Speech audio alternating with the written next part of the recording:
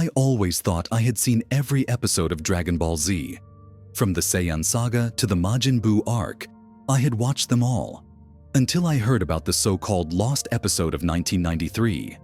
At first, I dismissed it as another internet hoax, but then I found something I wasn't supposed to see. It started when I was browsing an old anime forum. A user with a strange username, RedKing93, had posted a cryptic message. "The truth is buried. The lost episode is real. Find the VHS and you will understand." Intrigued, I messaged him, asking for more details. To my surprise, he responded immediately, giving me an address, an abandoned video rental store in a town not far from mine. It felt ridiculous, but curiosity got the best of me. That weekend, I drove to the location. The store was long shut down, covered in dust and graffiti, but inside, I found a single VHS tape sitting on the counter. The label was faded, but I could barely make out the words, "Dragon Ball Z, unreleased, episode 1993. Excitement and unease filled me as I took the tape home. I set up my old VHS player, inserted the tape, and hit play. The episode began normally. The animation was rough, as if it was unfinished, but it was clearly Dragon Ball Z. Goku and the Z fighters stood in a barren wasteland, facing an unknown enemy. The background music was eerily silent, and the characters' faces seemed off.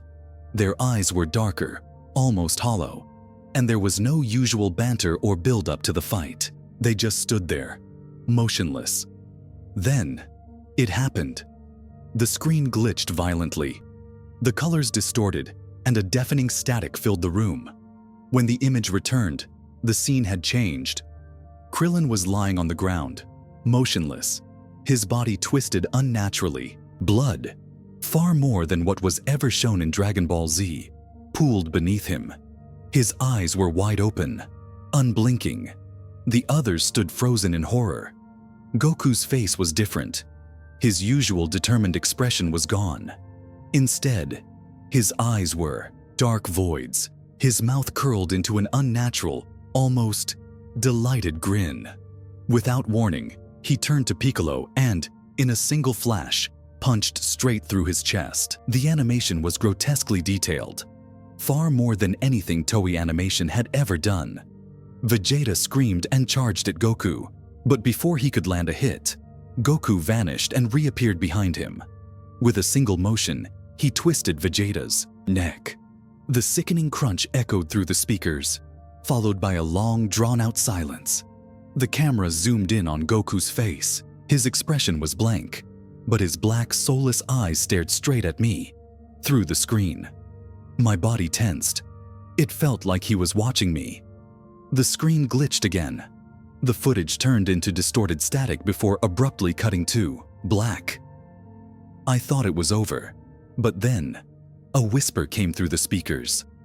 Low, almost unintelligible, but I could make out two words. Join me. The TV shut off by itself.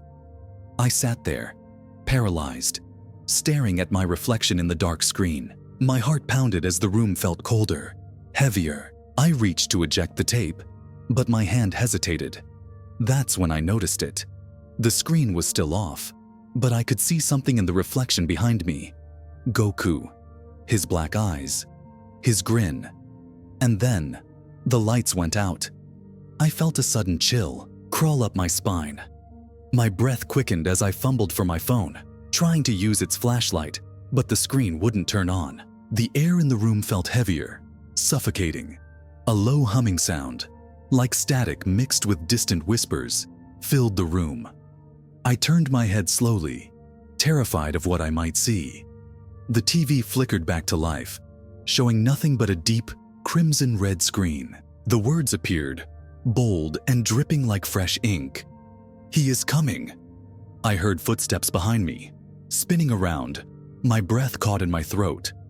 My room was empty, but the closet door was slightly ajar. I swear I had closed it before watching the tape. The humming grew louder. The walls seemed to breathe, shifting and warping as shadows stretched unnaturally. My instincts screamed at me to run, but my body refused to move. I felt eyes watching me from within the closet's darkness.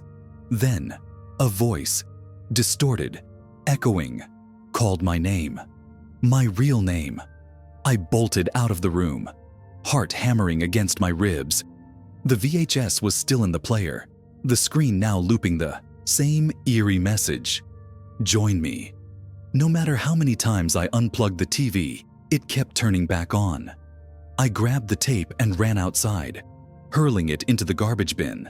But as I turned back toward my house, I saw something, or someone, standing in my bedroom window. It was Goku. No, it wasn't Goku. It was something wearing his face, grinning wider than humanly possible. His eyes were pure black voids, watching, waiting. That night, I didn't sleep.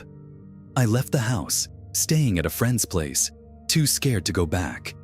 The next morning, I returned, only to find the VHS tape back inside my room, right on top of my TV. The words on the label had changed. You can't escape.